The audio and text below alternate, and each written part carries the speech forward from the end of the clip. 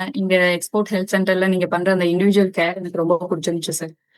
அ எனக்கு இந்த laptop issues வந்து அடிக்கடி வந்துட்டு இருக்கும்போது, நான் வெளிய போவேன், மறுபடியும் உள்ள வருவேன், வெளிய போவேன், உள்ள வருவேன். பட் நீங்க அதுக்கு எனக்காக வெயிட் பண்ணுவீங்க. வந்ததுக்கப்புறம், வந்துட்டீங்களா மேடம்?" அப்படின்னு சொல்லிட்டு ஸ்டார்ட் பண்ணுவீங்க. நிஜமா இது ரொம்ப பெரிய விஷயங்க சார். அதே மாரி ரேகா மேம் பத்தி சொல்லணும். எனக்கு கிட்ஸ் இருக்காங்க. நான் ஃபீட் பண்ணிட்டுருக்கேன். என்னால முடியாது அப்படின்ற ஒரு இது சொல்லும்போது, அவங்க வந்து ரொம்ப சப்போர்ட்டிவா பேசுனாங்க. என் இடத்துல இருந்து யோசிக்கிற மாரி அவங்க பேசினது எனக்கு ரொம்ப புடிச்சிருந்துச்சு சார். அண்ட் கிளாஸ் பார்த்தீங்கன்னா, ரொம்ப ரியலிஸ்டிக்கா போகுது. ஸோ ஸ்கிப் பண்ணணும்னு யோசிக்கவே தோணல எனக்கு. நான் இதுவரைக்கும் 2 டேஸ் லீவ் போட்டிருக்கேன். இருந்தாலும் செஷன் ஸ்டார்ட் ஆகுற வரைக்கும் எனக்கு எப்படியாவது ஜாயின் பண்ணிறணும் அப்படின்ற ஒரு தாட் தான் ஓடிட்டே இருக்கும். அ ஏதாவது ரீசனால கண்டிப்பா முடியாது அப்படிங்கிற பட்சத்துல தான் லாஸ்ட் டைம்ல ஸ்கிப் சொல்லுவேன் அவங்க கிட்ட. இல்லன்னா, என்ன போயிட்டுருக்கும் கிளாஸ்ல? இப்ப என்ன செஷன் கண்டக்ட் பண்ணிட்டு இருப்பாங்க? நம்ம மிஸ் பண்ணிருவோமோ? அப்படிங்கிற ஒரு தாட் எனக்கு போயிட்டே இருக்குங்க சார்.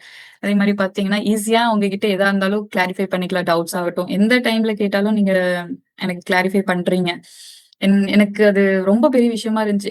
நான் என்ன இருந்தாலும் அந்த ஃபோன் எடு, ஒரு நிமிஷம் அவருக்கு மெசேஜ் பண்ணிடலாம். அப்படின்னு சொல்லி நான் பார்த்துட்டே இருப்பேன். உடனே ரிப்ளை வந்துரும் உங்ககிட்ட இருந்து.